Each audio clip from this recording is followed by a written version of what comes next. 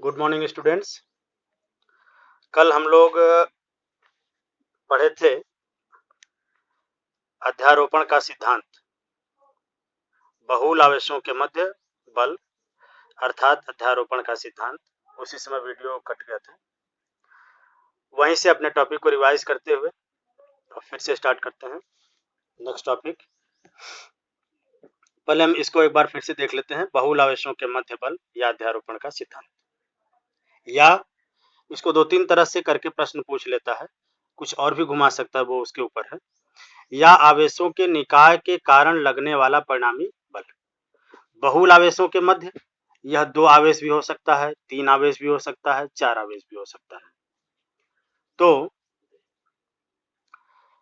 किसी एक स्थिर निकाय के अन्य स्थिर आवेशों के कारण लगने वाला परिणामी बल उस आवेश पर निकाय के प्रत्येक आवेश के कारण लगने वाले अलग अलग बलों के सदिश योग के बराबर होता है।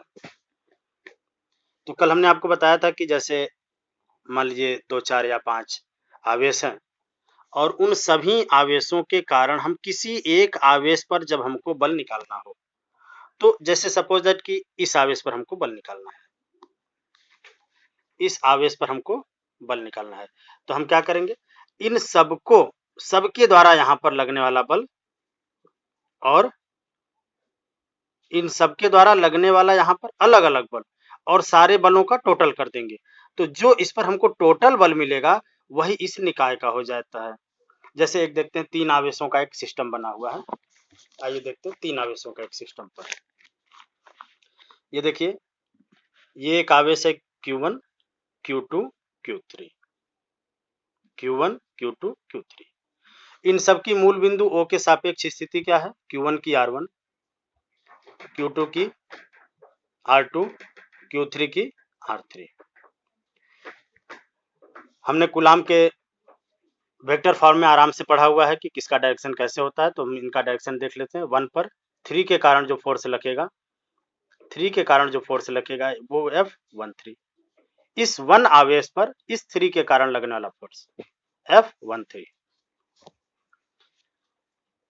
2 के कारण F12 इस दिशा में, 3 के कारण इस दिशा में। तो दोनों का परिणामी हम निकालेंगे, वेक्टर फॉर्म में निकालेंगे। दोनों का परिणामी इनके बीच से जाएगा, वो F1 होगा। ठीक है, तो हम मान लेते हैं कि इस सिस्टम, ये 3 आवेशों का जो निकाय बना हुआ है, इस सिस्टम का जो कुल बल होगा वो होगा F1, हमने मान लिया। ठीक है, और F1 निकालने के लिए हम F12 और F13 को प्लस कर देते हैं। तो देखते हैं कूलाम के नियम से, Q1 पर बल किसके कारण? Q2 के कारण। तो 1 पर 2 के कारण, इसलिए हम क्या लिखेंगे, F12 के, जो कि आपका नियतांक है Q1 Q2 by R12 square, R cap, R एकांक सदिश जो उसकी दिशा को बताएगा। इसी प्रकार Q1 पर बल 3 के कारण, तो F13 हो जाएगा के Q1 Q3, उसका डिस्टेंस R13 का स्क्वायर और एकांक सदिश R, that is R cap. ठीक है, तो अब हमने बताया इस 1 पर लगने वाला कुल बल, तो इन दोनों बलों के योग के बराबर, योग कर दिया। F1 is equal to F12 plus F13। ठीक है, 1 और 2 के मान यहाँ से रख दिया। आप देख रहे हैं इसको, सिस्टम कॉपी में देख लीजिए अच्छे से और प्लस कर देंगे, बहुत इजी है। और इसको हम जैसे ही प्लस करेंगे तो ये हमको F1 का वैल्यू मिल जाएगा। K का मान ऑलरेडी आप जानते हैं, 1/4 pi epsilon 0, that is equal to 9 into 10 to power 9। ये देखिए 3 आवेशों के द्वारा बना एक निकाय था, 3 आवेशों के द्वारा एक बना निकाय। जब इसी पर हम आगे बढ़ते हैं तो मान लीजिए n आवेश है, n आवेश है, इसमें हमने 5 आवेश लिखा हुआ है। देखिए Q1 तो यहाँ पर है, ये ऐसा मान लीजिए कि जैसे इस तरह पॉइंटेड हुए गए 1 2 3 4 5। ठीक है, इसमें से किसी एक को ले लिया, तो हमने यहाँ पे 5 को पॉइंट किया, 1 2 3 4 5 and n is another side, another point. तो ये जो हो गया, हमने किसी एक को लिया, किसको, 1 को ले लिया। 1 को लिया तो हम पहले इन सबकी दिशा देख लेते हैं।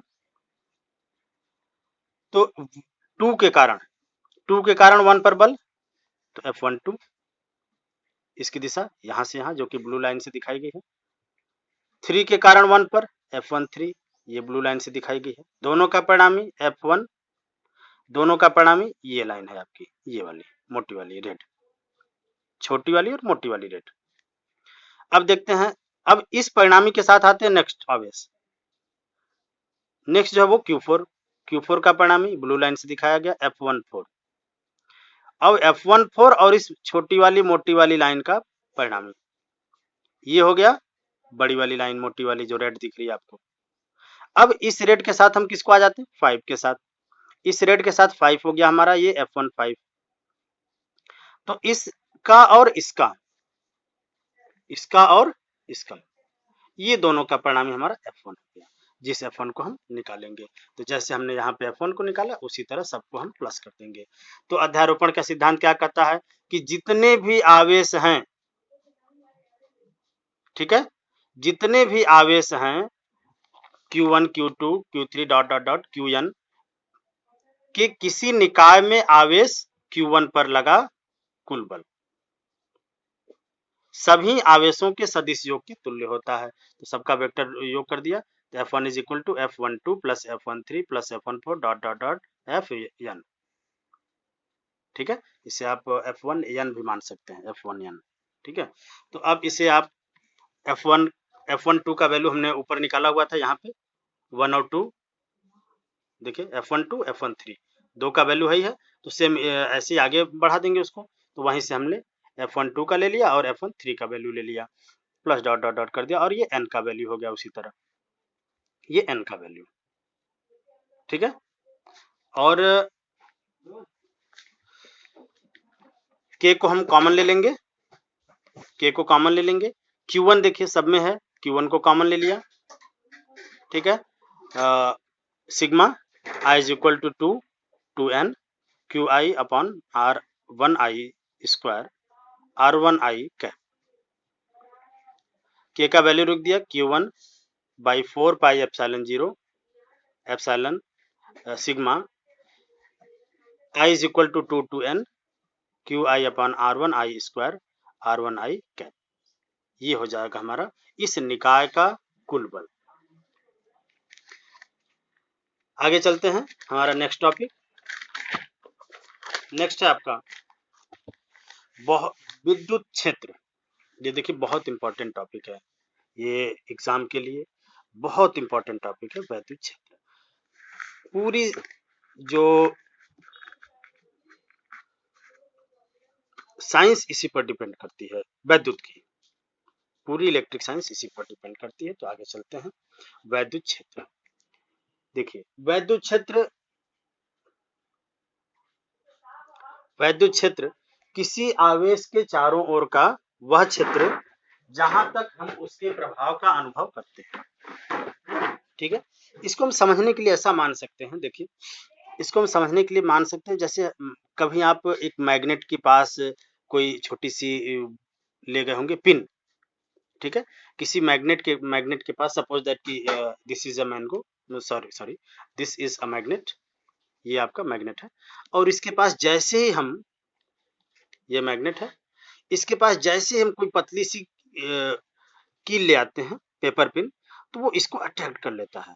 इसका मतलब इसके थोड़ा दूर तक अगल बगल क्या है, कुछ उसका चुंबकीय क्षेत्र है। ठीक है, हमने पढ़ा हुआ है इसको नाइन्थ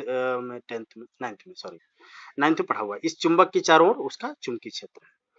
उसी तरह से आवेश के चारों ओर भी उसका अपना क्षेत्र होता है, आवेश के चारों ओर भी उसका अपना क्षेत्र होता है, और प्रत्येक आवेश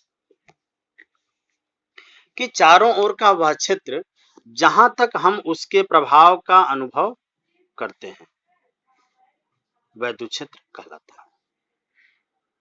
ठीक है, इसकी अन्य भी परिभाषाएं हैं, एग्जाम और भी इसकी परिभाषा हो सकती है।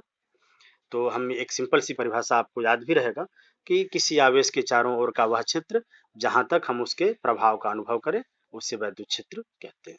देखिए, ये जब चारों ओर एक समान बल अनुभव हो, ये बिंदु आपको दिख रहा है, जब इधर से भी समान हो, इधर से भी समान, हर जगह से जब एक समान हो, तो ऐसे को हम कहते हैं समरूप वैद्युत क्षेत्र, इक्वल इलेक्ट्रिक फील्ड। जब असमान बल अनुभव हो, तो असमरूप वैद्युत क्षेत्र। जब वैद्युत क्षेत्र का मान समय के साथ परिवर्तित हो, ठीक है, तो उसे कहेंगे परिवर्ती वैद्युत क्षेत्र। चलिए, अब आप वैद्युत क्षेत्र की परिभाषा के लिए हम एक उसकी अलग डेफिनेशन देखते हैं। तो जैसे ये देखिए, एक बिंदी हो गई, ये बिंदु आवेश हो गया क्यों, इसके चारों ओर जो डॉटेड पॉइंट से आपको दिखाया गया है, ये उसका एक उसका एरिया है। अब इस एरिया में, वो एरिया जिसको हम वैद्युत क्षेत्र मानते हैं, ठीक है, इस एरिया में अगर कोई परीक्षण आवेश Q0 इस वैद्युत क्षेत्र के एरिया में अगर कोई परीक्षण आवेश Q0 लाया जाए, तो यह Q0 Q और Q के पास जब ले आएंगे तो आप अनुभव करिए कि कोई न कोई बल अनुभव होगा, कोई न कोई बल लगेगा, ठीक है। तो ये जो बल होता है, ठीक है, लगने वाले बल और इस परीक्षण आवेश के अनुपात को हम इस फील्ड का क्या कहेंगे, वैद्युत क्षेत्र कहेंगे, ठीक है। मतलब किसी आवेश के चारों ओर का वह क्षेत्र, ठीक है, जहां पर कोई परीक्षण आवेश और उस पर लगने वाले बल के अनुपात को क्या कहते हैं, वैद्युत क्षेत्र। आप अपने तरीके से लिख सकते हैं, ठीक है, अपने तरीके से लिख सकते हैं, समझ सकते हैं। एक और हम इस पर समझते हैं। देखिए, पहला क्या हुआ कि F और Q का अनुपात, कौन कौन, ये परीक्षण आवेश और इस पर लगने वाला बल। दूसरा, इसके लिए अगर Q का मान 1 मान लें, Q बराबर 1 मान लें, तो हम क्या लिखेंगे, एकांक परीक्षण आवेश पर लगने वाले बल को वैद्युत क्षेत्र कहते हैं। या आप ऐसा भी कह सकते हैं, एकांक परीक्षण आवेश पर लगने वाले बल या कूलाम बल को वैद्युत क्षेत्र कहते हैं, ठीक है। बहुत सिंपल है परिभाषा, बहुत सिंपल है। एक और इसको देखिए तरीका, आप कह सकते हो कि Q इज इक्वल टू, यहां नीचे देख लेते हैं थोड़ा, Q0 इज इक्वल टू 1 मान लेते हैं, ठीक है। तो क्या होगा इस समीकरण में क्या हो जाएगा, Q इज इक्वल जब 1 मान लेंगे तो ये E बराबर F हो जाएगा, यहाँ पे 1 मानेंगे तो E बराबर F, तो E is equal to F। मतलब एकांक परीक्षण आवेश,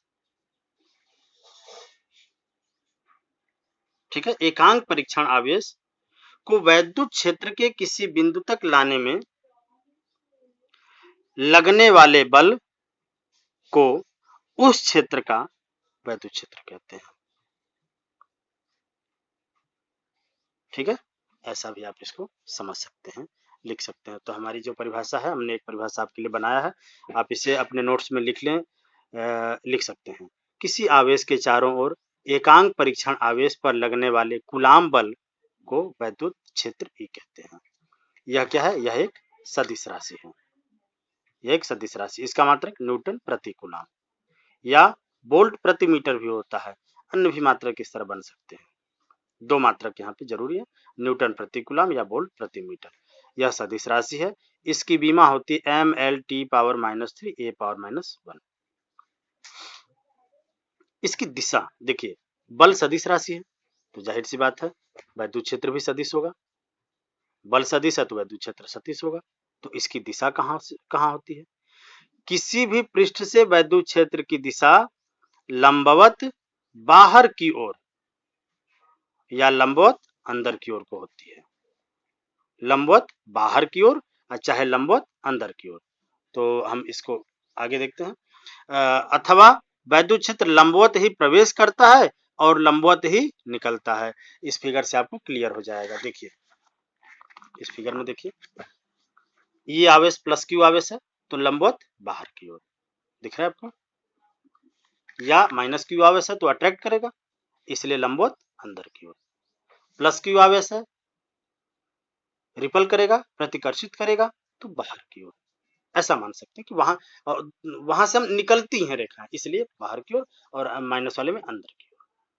ठीक है, एक चीज और, plus Q is greater than zero, अगर Q का मान आवेश का मान 0 से अधिक है तो प्लस हो जाएगा, जब प्लस हो जाएगा तो बाहर की ओर। Q is less than zero तो वो माइनस हो जाएगा, -1 -2 -3 ऐसा, तो इसका मतलब ऋण आवेश, और ऋण आवेश जब ऋण आवेश होगा तो लंबवत अंदर की ओर। क्लियर? इसके लिए देखिए हमने लिखा भी है यहाँ पे, आप इसको नोट कर सकते हैं, नोट कर लीजिए। यदि Q is greater than zero होगा तो वैद्युत क्षेत्र बाहर की ओर, तथा Q is less than zero होगा तो वैद्युत क्षेत्र अंदर की ओर प्रवेश करता है। ठीक, अब इस पर एक नया हमारा पॉइंट आता है, वैद्युत क्षेत्र रेखाएं। इसे वैद्युत बल रेखा भी कहते हैं, कई सारी पुस्तकों में वैद्युत बल रेखा भी दिया हुआ है। तो हमें वैद्युत क्षेत्र, देखिए उच्चारण में थोड़ा अंतर होता है, हर जब बुक्स में आपका विद्युत विद्युत लिखा होता है, वैद्युत विद्युत सब एक ही चीज है, विद्युत वैद्युत सब एक ही चीज है। अभी हम देखते हैं वैद्युत क्षेत्र रेखा। ठीक है, किसे क्या होगी वैद्युत क्षेत्र रेखा? देखिए जैसे आप इसको ले आए, ये परीक्षण आवेश जिस मार्ग पर चलता है, ठीक है, वह काल्पनिक रेखा ही वैद्युत क्षेत्र रेखा कहलाती है।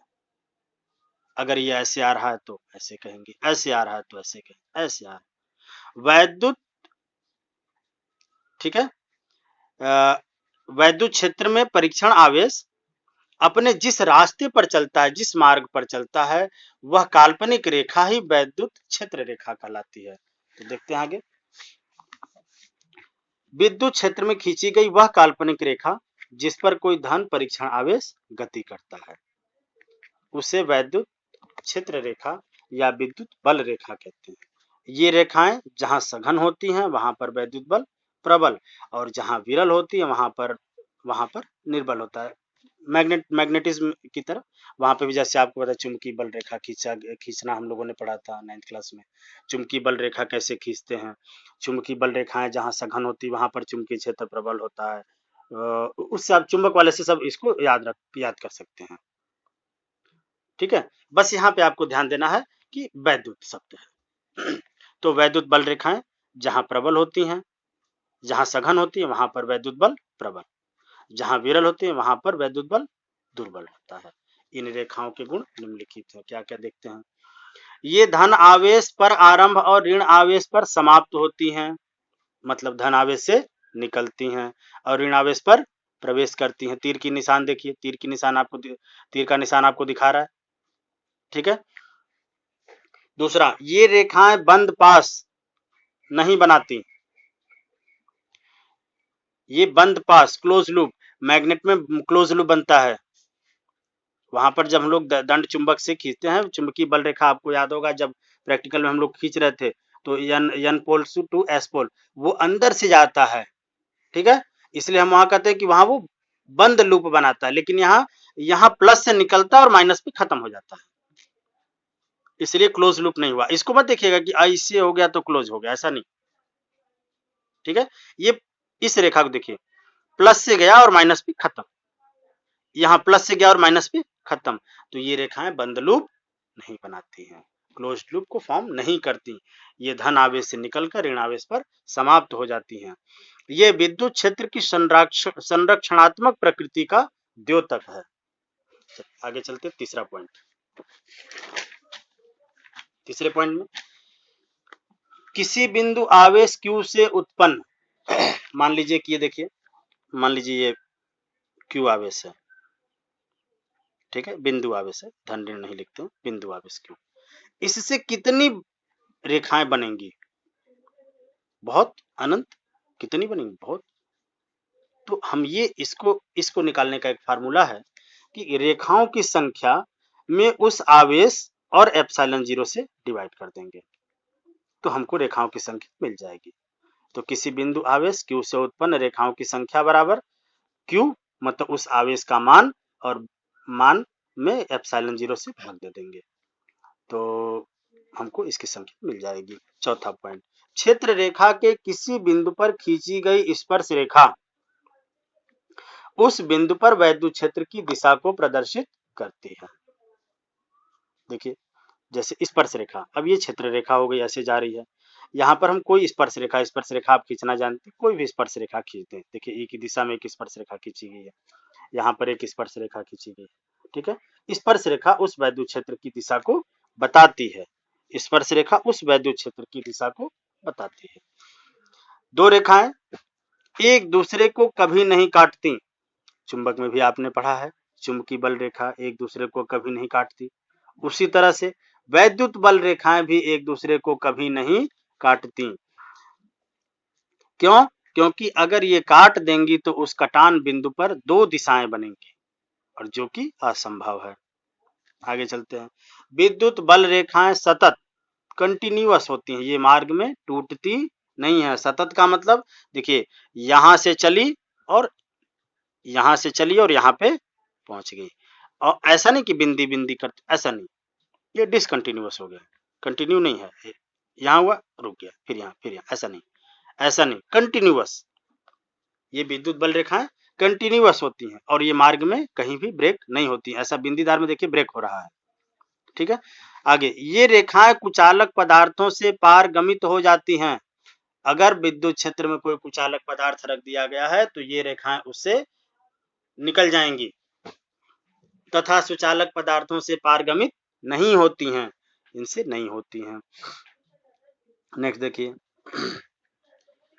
सुचालक पदार्थों में बाहर से इनका ये पाई जाती है। आगे देखिए, यदि एक समान वैद्युत क्षेत्र में धन आवेश को रख दें, ये देखिए एक समान वैद्युत क्षेत्र ये है, ठीक है, इसमें कह रहा एक धन आवेश Q को रख दें तो उस पर लगने वाले विद्युत बल की दिशा, अगर धन आवेश है तो उसकी दिशा, उस पर लगने वाले बल की दिशा उसी ओर होगी।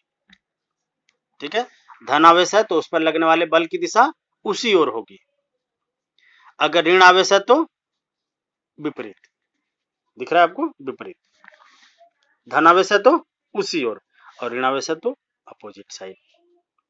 चलिए एक एग्जांपल है, देखिए इस पर देखते हैं।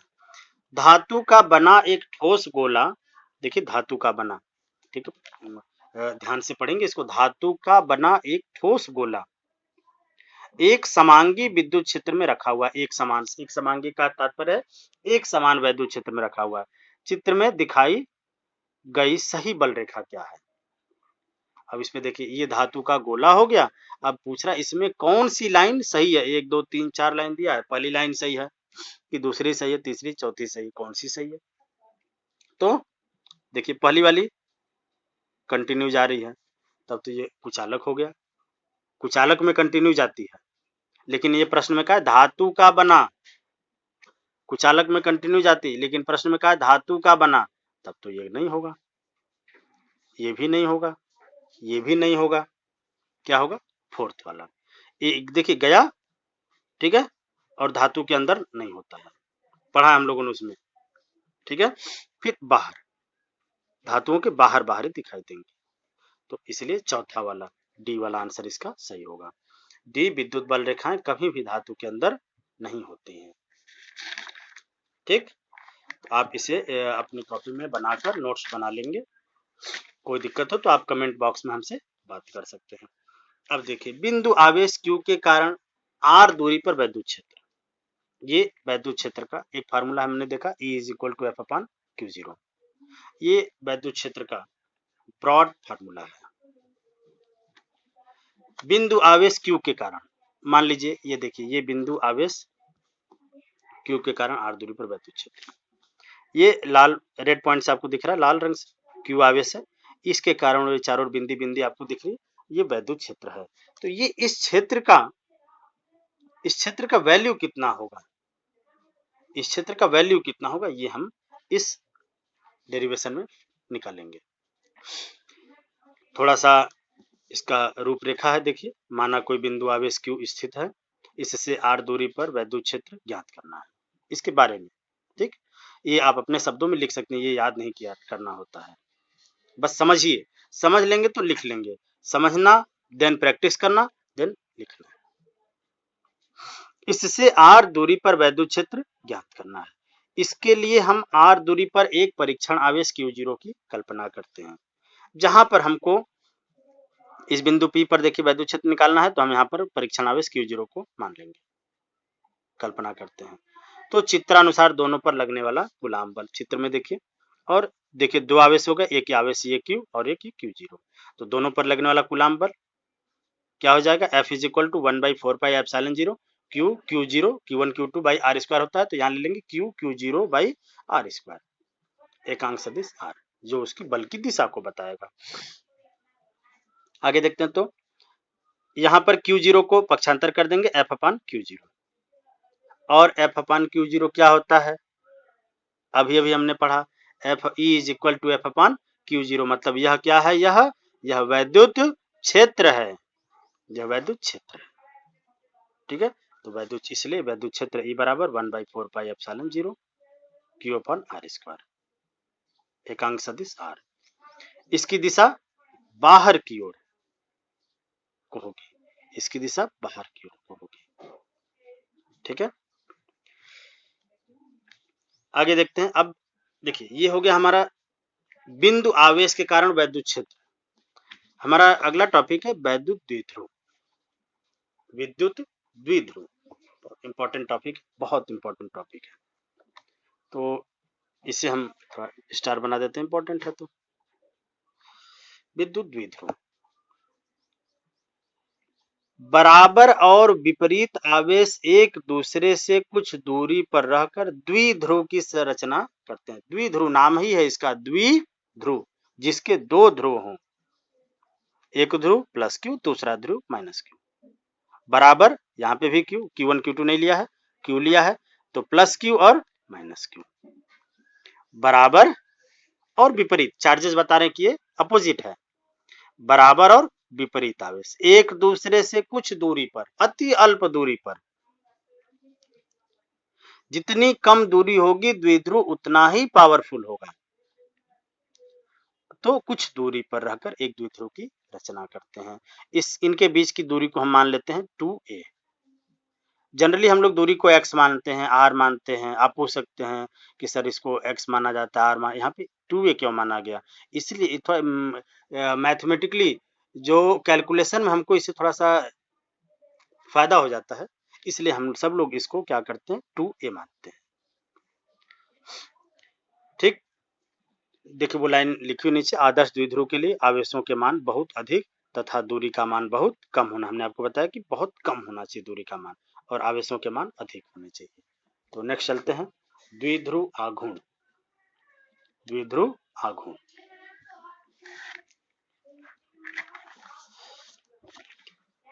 देखिए द्विध्रुव पढ़ा आपने, बराबर और विपरीत आवेश एक दूसरे से कुछ दूरी पर रखकर जो फॉर्मेशन है उनका, उसको कहते हैं द्विध्रुव। अब वह द्विध्रुव अगर वैद्युत क्षेत्र में रखा जाएगा तो घूम सकता है। ठीक है, तो उस देखते हैं हम द्विध्रुव आघूर्ण, इलेक्ट्रिक डाइपोल मूवमेंट। किसी एक आवेश के परिमाण तथा उसके मध्य की दूरी के गुणनफल को द्विध्रुव आघूर्ण कहते हैं, द्विध्रुव आघूर्ण कहते हैं। P बराबर Q इंटू 2a। किसी एक आवेश के परिमाण तथा उसके मध्य की दूरी के गुणनफल को द्विध्रुव आघूर्ण कहते हैं। इसे P से व्यक्त करते हैं। यह एक सदिश राशि, आप देख रहे हैं कि यह एक सदिश राशि है, यह एक सदिश राशि है। इसकी दिशा माइनस Q से प्लस Q की ओर, माइनस Q से प्लस Q की ओर होती है। मात्रक इसका होता है कूलाम मीटर या डेबाई। बीमा m0 LTA। 1 device is equal to होता है 3.3 इंटू 10⁻30 cm। cm का मतलब समझ, कूलाम मीटर, सेंटीमीटर मत पढ़ लीजिएगा, coulomb metre, coulomb for Q, ये कूलाम इस क्यू का और इस दूरी का मीटर, इसलिए कूलाम मीटर। यहाँ पे मात्रक लिखा हो कूलाम मीटर। द्विध्रुव का महत्व क्या है? द्विध्रुव का महत्व क्या है? विभिन्न प्रकार के भौतिक और रासायनिक यौगिकों में ध्रुवीय और अध्रुवीय यौगिकों को पहचानने में इसका महत्व होता है। यदि किसी यौगिक का वैद्युत द्विध्रुव आघूर्ण P0 हो तो वे अध्रुवीय होते हैं, जैसे कार्बन डाइऑक्साइड, CO2 और CH4। जिन यौगिकों का वैद्युत द्विध्रुव आघूर्ण शून्य होता है, P is not equal to 0, तो शून्य नहीं होता है। जिन यौगिकों का वैद्युत द्विध्रुव आघूर्ण शून्य नहीं होता है, वे ध्रुवीय यौगिक कहलाते हैं, जैसे H2O, HCl, NH3। ठीक है, तो जिनका द्विध्रुव आघूर्ण 0 होता है वे अध्रुवीय, और जिनका 0 नहीं होता है वे ध्रुवीय यौगिक कहलाते हैं।